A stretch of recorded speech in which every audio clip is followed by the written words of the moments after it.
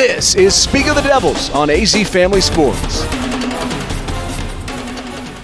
Welcome to Speak of the Devils, the premier TV show for Sun Devil football. I'm Brad Denny with 3TV. And I'm Joe Healy with DevilsDigest.com. Another week, another cardiac arrest-inducing Sun Devil game, one in which they were very much in control throughout, Joe. But, you know, of course, they can do nothing but play one-score games. But as they've been doing so far this season, they dug deep and found a way to win. And if the game's being played at Mountain America Stadium, you probably shouldn't leave early because some chaos is going to happen no matter what. And odds are it might even benefit the Sun Devils. So, yeah, ASU came from behind and then allowed the lead to be relinquished, and they came back again. It was an up-and-down affair against West Virginia, but I guess all's well that ends well. Sun Devils claim yet another victory, 7-3 on the year. Those big-time goals still technically on the table. ASU not eliminated yet from contention in the Big 12 race, so a key victory it was. And we look ahead now to a road trip to Colorado this coming weekend. Yeah, we'll be previewing ASU versus Colorado, a team that has struggled a little bit before the final game of the regular season against Arizona. But let's talk about how ASU managed to get their 7th win of the year. After the game, Kenny Dillingham kind of made a metaphor that this team in this game kind of was building the airplane while it was in the air. And I felt that, it was kind of apt. But, this is a win, I think, for the culture of just a real sleepy start. It was a morning kickoff, perhaps, folks in Tempe, ASU folks, aren't used to, getting up early on Saturday, but things really came alive with a 22-point second quarter in which ASU was able to get a big lead. And ultimately some big plays just helped cut into that, including a back-breaking, third and 27, 90-yard touchdown, Joe, just kind of a wild thing. But somehow the ASU offense rallied, got a field goal when they needed it, and the defense ultimately would seal the deal. Yeah, it was a weird game. ASU scored 25 points. 22 of them came in the second quarter. Got a 2-point conversion that was just kind of a good look for it then, kind of a weird play. Not a scenario was totally necessary, but it ended up being very helpful. It ended up being the difference in the game, actually. And then ASU, it got what proved to be the game-winning field goal with 2 minutes, 44 seconds left. So you had that second quarter. You got that very end of near the end of the fourth quarter field goal that put them ahead. But outside of that, it was kind of like tumbleweeds going across the Tempe desert there. So, man, again, a strange game. True freshman quarterback Scotty Fox had a career game in his own right, as you mentioned, those two big passes, a 75-yarder, a 90-yarder to a running back. So he got he had 353 passing yards, did Fox, on 19 completions. About half of it were on 2 plays there. But ASU really shut down the ground game. Only 68 yards on 39 carries. That's under 2 yards per carry for West Virginia, a team that likes to run the ball a lot. The Sun Devil side, I mean, you gotta heap a lot of praise yet again on Jeff Sims, ASU's backup, but now QB1. For the second straight game he's played, earned Big 12, or at least co-Big 12 Offensive Player of the Week honors, 207 yards, 3 touchdowns, no interceptions. He led the team with 81 rushing yards. Just another standout performance by Sims at a time where you bring in the backup quarterback and you're just hoping that things don't fall apart. And now he ends up being a playmaker for you. It's been wild. So you get the news before that Iowa State road game that Sam Leavitt, your starter, your all Big 12 caliber guy, is going to be out for the remainder of the year. A guy in Jeff Sims, who's kind of had a hard road throughout his career, has not been put in a good position necessarily in some of his earlier starts with ASU, but then comes out and performs really well, comes out again against West Virginia with 3 touchdowns. It's a really great story. Now, we can nitpick the offense that just, they had 1 great quarter on Saturday, but 3 really kind of inconsistent at best showings. But, he's been really phenomenal in terms of just what this team needs. The coaching staff, I think, has done a really good job of building this offensive scheme around his talents. He's obviously a very good runner, but is showing, I thought, on Saturday, was able to show off what he could do through the air. Yeah, I mean, it's a wild thing that when you have a backup quarterback as your starter and you're not concerned about quarterback. I mean, that's basically where things are for ASU. It's not like it's a concern. It's not even like a lukewarm thing. It's like, this guy can make plays. And so that is a very, very encouraging thing. As you mentioned, the defense, it led up a few big plays that resulted in touchdowns and had that sleepy start. They allowed West Virginia to really control the ball in the first quarter, but some timely plays and some, fortuitous opportunities only, resulted in limited points. So ASU kept things really in check. use that big second quarter to take charge, even though they let that away. At least that big second quarter built up enough of a lead for them to be able to sustain it in the end. Jordan Crook, huge game, 14 tackles. He was the Big 12 Defensive Player of the Week. Keith Abney, just yet another standout performance, 2 pass deflections, an interception that closed it out. Jesus Gomez helped ASU kind of get the trifecta in the Big 12 Player of the Week honors, even though he had 1 field goal block. The one that he made there, that 49-yarder that effectively won the game, earned him, I believe, his 4th Big 12 Special Teams Player of the Week. So ASU players getting some hardware for this win. As weird and wild and wonky as it was, a win's a win, and some players cleaned up as a result of it. Yeah, and Jesus Gomez in that award-winning effort also threw that 2-point conversion to Cameron Harpole. And, got to tip the cap to ASU Special Teams Coordinator Jack Nudo, who during the week noticed a little something on film, a vulnerability that, hey, and he brought that to Kenny Dillon's attention, saying that if there was a certain look that West Virginia gave after a score, they should run this trick play. They ran to perfection and ultimately helped get that key extra point that throughout the game kind of maybe changed things throughout the course. But overall, as you mentioned, Joe, a weird but effective. I think this was ultimately a win for the culture. Yeah, and this is one at this point in the season. If this was an early season game, you'd say, man, yeah, it's a win, sigh of relief, but what's going to happen down the road if they do this, this, and this? This point in the season, even if it's a frustrating win, you take the wins wherever you can get them. Again, ASU still is in its race, and you want to keep as much positivity going. You got to get that last one at the end that's going to be played in Tempe. So keep the winning going. Life is good. All right, so after the break, we're going to be talking to a pair of Sun Devils who played some key roles in getting that win over West Virginia. You'll hear from wide receiver Jalen Moss and linebacker Keyshawn Elliott. It's a big win against West Virginia in the last couple weeks. Now that you're healthy, contributing more and more. What are some of the big takeaways from as you reviewed the film from the win over the Mountaineers? How the offense performed. We could have played a lot better. I feel like I could have played a lot better. I was kind of hard on myself in that game. But you live and you learn. You got to go back to the drawing board at the end of the day. I did some good things. I did some bad things, but you got to just consistently come out here and just be on your A game. Come out here and get better. So that's what I came out here to do, going into this Colorado game. So you mentioned the consistency, and so the first quarter not so a whole lot going on for the offense, but the second quarter you guys really kind of exploded. Do you think perhaps that bye week where you guys were kind of no practices and Kenny's giving you guys a chance to heal up, did that maybe factor in a little bit to that slow start? I don't think so, because like I said, we still were getting timing on with Jeff, making sure we were landmarks, spots, we were where we need to be when we need to be. So once we just got it going, it just felt natural. It felt like practice when we were out there with Jeff, and got all the receivers contributing. So that's what you want to see as a receiving group, is everybody eating. So you happy that everybody eating, and happy that Jeff over here slinging the ball and also making plays on his own. So it's happy for everybody. What has Jeff brought to this offense over these last couple of weeks? Obviously, he's putting up a lot of touchdowns, and you guys are having a lot of success in winning ball games, most importantly.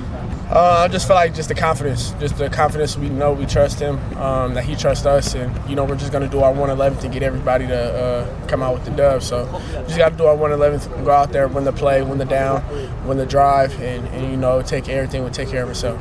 What makes him kind of a special player that's able to kind of obviously command the respect of you guys in the huddle, but also produce on the field? Just the chemistry off the field. It goes beyond from being on the field. Once we step off the field, we're brothers, and that's the chemistry we have when we get in that huddle and we get to calling the plays, and when we get to getting the ball going to Raleek, to me, Malik, Derek, so Kamari, Shaman, Harp. So it's just a lot of guys, just the chemistry of a brotherhood, and we just carry it from on the field to off the field, back on the field, and it's just a consistent balance. So West Virginia goes out and takes that lead, and then you guys hit the field knowing that you got to get some points. What's the kind of the mindset and the mentality in that huddle before you guys go out there for a drive that ultimately gets the game-winning field goal? There's got to be a last drive. We got to what Dilly said, we got to twist the knife. We got to finish the game. So that's what we had to go out there and do regardless. We know we got our backs against the wall. We want to win every game for the rest of the season. So that's what we're going to go out here and going to do, play hard, play physical, and the brand of football we're trying to establish.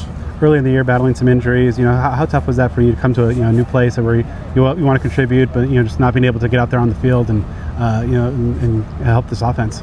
It was real frustrating mentally and physically. It wasn't the best thing. I wanted to be out there with my brothers. I couldn't even, be there a part of the game sometimes. So, but once I did, it was just a refreshing feeling to come back out here. But, You know, it's adversity for me. You know, I've never been in that situation. I've never missed that amount of games in college before.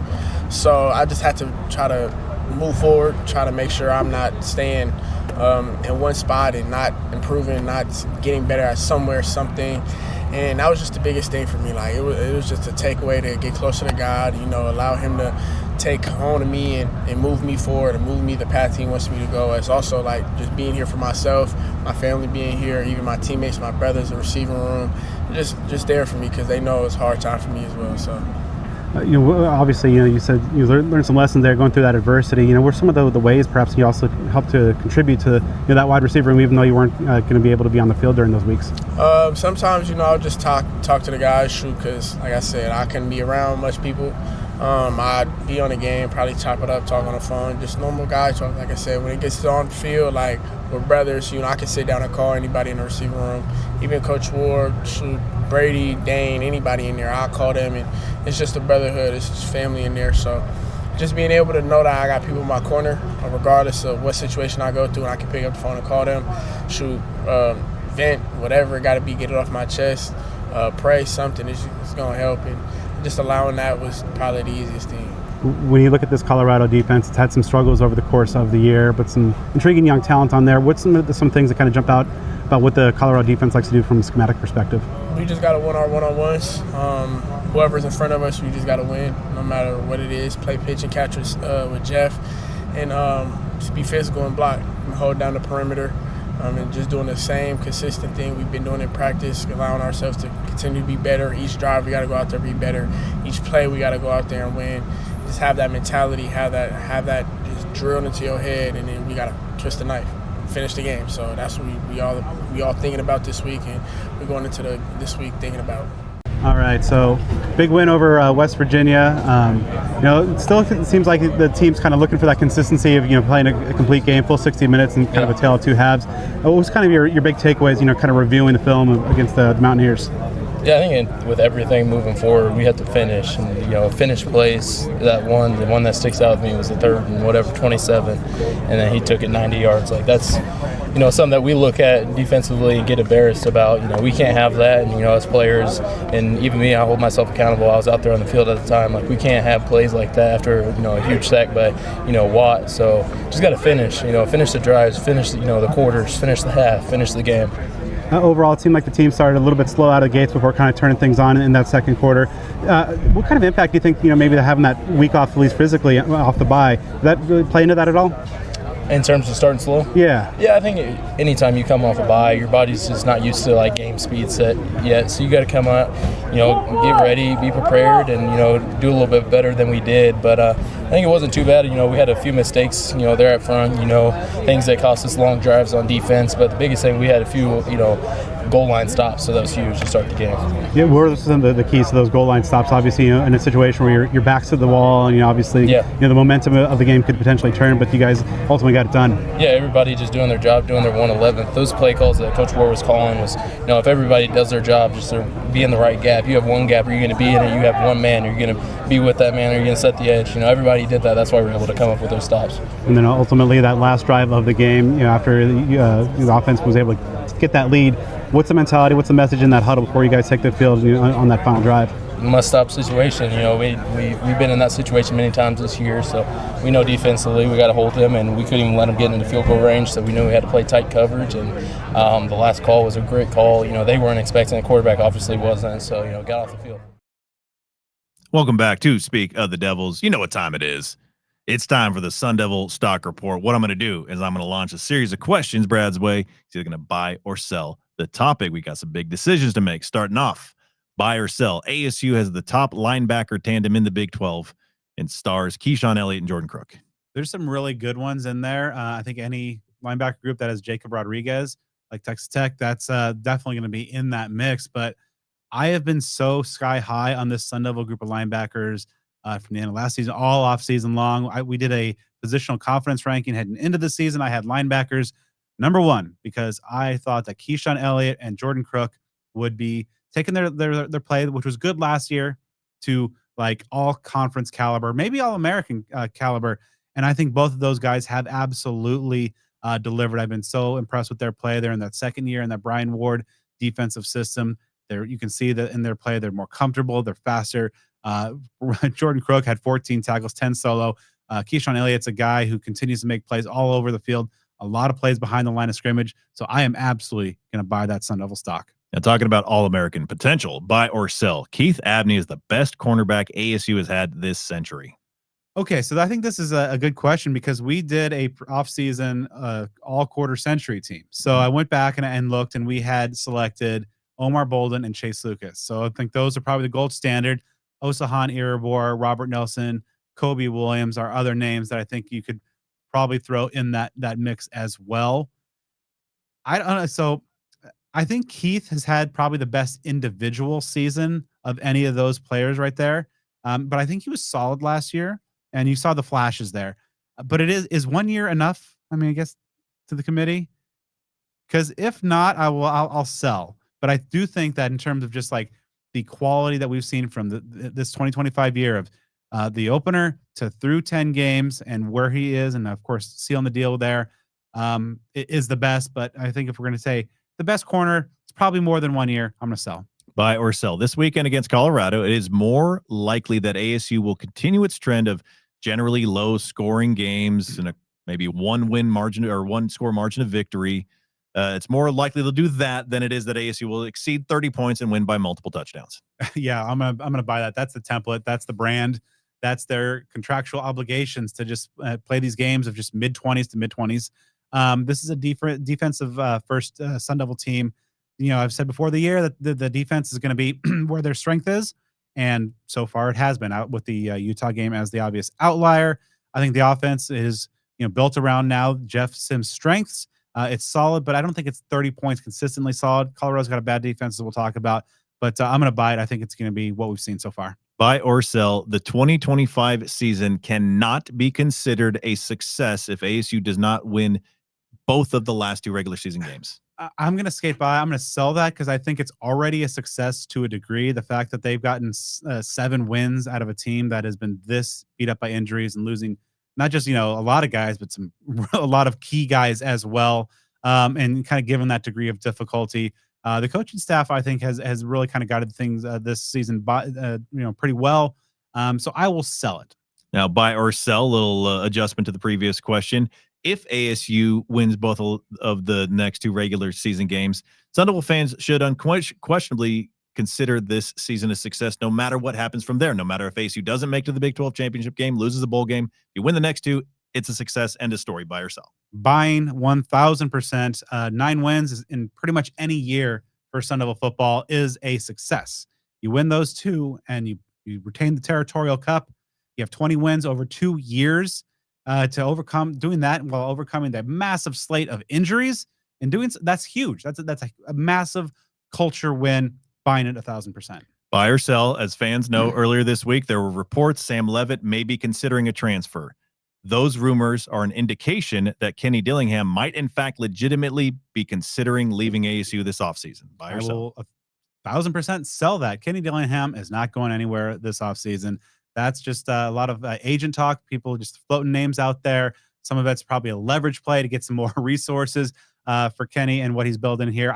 Their fates are not linked in that way. I am going to sell decisively. Now, when we return, we break down ASU's upcoming opponent as the Sun Devils travel to Boulder, Colorado to take on Coach Prime and the 3-7 Buffaloes in a game that still has a lot of importance for the Sun Devils. Welcome back to Speak of the Devils. Brad, the season is grinding on. ASU's last true road trip of the season is on deck as ASU travels to Colorado to play the Buffaloes. This is a team that's flat out struggling this year. They're 3-7. Now, Colorado won 9 games last year, had the Heisman Trophy winner and the conference offensive player of the year, but faced an incredible amount of turnover. This was a year a lot of folks were looking at Deion Sanders as head coach at Colorado and seeing his coaching fortitude is really going to have to come to the surface here. And again, it's been a struggle in a lot of capacities. They're just playing for pride right now. Bowl eligibility, not an option. Like ASU, they battled a lot of injuries, but yeah, heading into the year, I thought this could be a game where, okay, there's going to be a lot of new faces, a lot of new pieces. There's a lot of talent in Boulder, and that maybe by the end of the year, they'd have started to piece things together, and this could be a really potent game. hasn't turned out like that. The Buffaloes have had a kind of a real rough ride of it, both on and off the field. They're 3-7 on the year, just one Big 12 win. That was an upset win over a ranked Iowa State team. The season began with Caden Salter, a Liberty transfer with a lot of experience as QB1. Just quite frankly, didn't hack it. So the guy under center now that you will see on Saturday, Julian Juju Lewis, a true freshman, making just his second career start in only his fourth game of the season, his fourth collegiate game. He was a 5-star recruit, the number 10 overall prospect, according to Rivals, for the 2025 class. He had a real solid effort in his first career start, a close loss to West Virginia a couple weeks ago, 299 yards, 2 touchdowns, no interceptions. He was sacked 7 times. So that's going to be the big story. They do very little on the ground, one of the poorest run games in the country. They do have a very good receiver in Marion Miller and a couple others that he can spread the ball around to. Offensive line woes. They have one of the worst in the country. They're in the bottom 10 or so in the nation in sacks and tackles for loss allowed. So you got a true freshman quarterback for the second straight week for ASU. Some offensive talent, but some deficiencies as well. ASU's defense has been really good for the most part of this year. And I think right now you look at that offensive line for Colorado and their struggles. You see ASU's defensive front, that front six, really kind of surging and kind of getting back to playing some really good, consistent football. And a freshman quarterback to top it all off. I think that's a recipe for ASU's defense to have another strong game and that pass rush to get going and throw up a good crooked number in the sack department. Yeah, switching things over to the defense for Colorado. There, some names to discuss. Tawfik Bird, he has a team high 77 tackles, an interception, 4.5 for loss. Jeremiah Brown, 65 tackles, leads the team with 7.5 TFLs, 2 sacks. They have a couple guys tied with 2.5 sacks on the year as a team high. Preston Hodge, among the nation's leaders, with 12 pass breakups. But statistically, as a team, there are some that are pretty bad. One that I'm going to highlight specifically, they are in the bottom 10 or 15 in the country in team sacks, and they're in the bottom 3 to 5 in the country in rush defense. They're the worst power conference rush D in the country, allowing nearly 211 yards on average to opponents. That's got to be music to the ears of a fleet-footed Jeff Sims, a quarterback for ASU. Absolutely. And as we dive into our 3 keys, that for me, it's just having that run pass balance we've seen since Jeff Sims took over the helm of the ASU offense. He's been making some plays through the air. They're not very good in defending the pass or rushing the passer, and they're certainly not good at stopping the run. So I think this could be a big game for ASU. A statistic that has been a concern all year. ASU has only scored 2 first-quarter touchdowns this season. They happened in the same game. It was the first game. ASU's not scored a first-quarter touchdown since NAU. This is a game where you got to get more on the scoreboard. No such thing as sluggish starts in this. Also, for me, you got to eliminate those big plays. The 75-yarders, the 90-yarders we saw last week. You can't have that in a game like this. This is a game is straightforward. ASU is better. They're better on offense and better on defense. I think where ASU can really trip them over themselves if there's turnovers. If we get some of the old Jeff Sims and not this Jeff Sims 2.0, that could be some problems in Boulder. Play to the odds. Don't overdo it. This is a team that you can run the ball all day and be successful, but I don't want to see Jeff Sims carrying the ball in the ballpark of 30 times. You can't get him hurt. Keep him safe, but run all over them. Brad, we both see this, I think, as a victory for ASU going into Colorado. Might be a little closer than we think. Weirdly, for the first time all year, we agreed on the score. 27-20 Sun Devils. Yeah, I think that this is a game where they might keep things close on the scoreboard, but this is not really an area where I think ASU should be challenged too far, just given their advantages on both sides of the ball. So we'll see exactly how things transpire in Boulder, and we'll be back with you next week to talk about the game against the Buffs and then preview Hate Week, the Territorial Cup battle against Arizona.